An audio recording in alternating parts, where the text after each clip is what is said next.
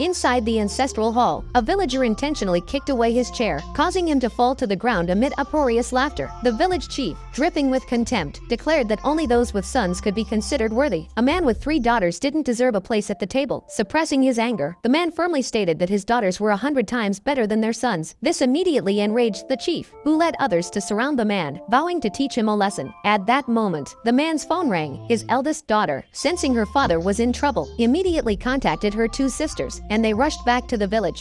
A helicopter landed at the village entrance, and 3 elegantly dressed women stepped off. They had returned to find the father who had once raised them by collecting trash. As they approached the ancestral hall, they saw their father surrounded by a group of villagers. He was crouching on the ground, dressed in rags, while the villagers shouted insults at him. The youngest daughter's eyes turned cold as she stepped forward. Without hesitation, she raised her hand, and the man leading the jeers was instantly knocked to the ground. The villagers were stunned, finally realizing that she was a martial arts master. Unwilling to back down, the man's son boasted that he was a disciple of a prestigious sect and challenged her, yet before he could even make a move, the youngest daughter struck him with a single palm, sending him flying 3 meters back. He fell to the ground and fled in disgrace, shouting that he would bring his master to seek revenge. Another man then stepped forward, his tone laced with mockery as he claimed to be an elite of the Academy of Sciences. His words were full of disdain, asserting that she couldn't possibly understand the power of science. The second daughter merely smiled faintly and pulled out her phone. She made a brief call, then stood calmly. Moments later, the man's phone rang. On the other end